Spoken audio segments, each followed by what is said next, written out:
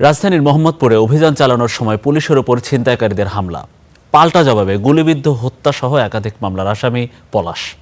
আহত অবস্থায় গ্রেপ্তার আরও দুজন। এ সময় বিপুল দেশীয় অস্ত্র, ছিনতাই হওয়া মোবাইল ফোন জব্দ করেছে আইনশৃঙ্খলা রক্ষাকারী বাহিনী। মোটরসাইকেল যিনি চালাচ্ছেন তার নাম পলাশ। রাজধানীর ধানমন্ডি সহ নানা এলাকায় ছিনতাইয়ে অভিযুক্ত তিনি। বেশ কিছুদিন ধরেই তার উপর নজর রাখছিল আইনশৃঙ্খলা বাহিনী। সোমবার ভোরে তাকে ধরতে মোহাম্মদপুরের টাউন হল এলাকায় অভিযানে যায় তারা। পুলিশ বলছে এ সময় তাদের অবস্থান টের পেয়ে হামলা চালায় পলাশ ও তার অনুসারীরা। পরে আত্মরক্ষার জন্য পাল্টা জবাব দেন আইনশৃঙ্খলা বাহিনীর সদস্যরা। চাপাতি এবং চাইনিজ প্রয়াল সহ পুলিশের উপর আক্রমণ করে। পুলিশ নিজের আত্মরক্ষার্থে গুলিবর্ষণ করতে বাধ্য হয় এবং আপনারা জানেন যে পুলিশ গুলিবর্ষণের পায়ে আঘাতপ্রাপ্ত হয়ে আমরা ঘটনাস্থল থেকে দুইজন শীর্ষ ছিনতাইকারীকে আটক করতে সমর্থ হই।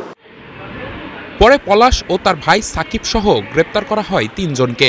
তাদের দুজন ভর্তি হাসপাতালে। ছিনতাই, হত্যা সহ পলাশের বিরুদ্ধে একাধিক মামলা থাকার তথ্যও দিয়েছে পুলিশ। বিগত 6 মাস ধরে প্রায় 5-6টা ঘটনা এরকম ঘটেছে। তো আমরা এটা নিয়েই কিন্তু বহুদিন ধরে আমরা তদন্ত শুরু করেছি। এই পরিপ্রেক্ষিতে কিন্তু আজকের এই অভিযানটা, তা আশা করা যায় যে আশেপাশে থানাগুলোতে যে ছিনতাইকারী হয়েছে এর আগে ছিনতাইকারীটা ছিনতাই করছে এবং ওইসব মামলা তারা গ্রেপ্তার হবে। এটা মানে আরেকজন যে আসামি সাকিব, ও কিন্তু ওর ছোট ভাই। তা বোঝা যাচ্ছে তারা এই পরিবারের একটা বিষয় আছে।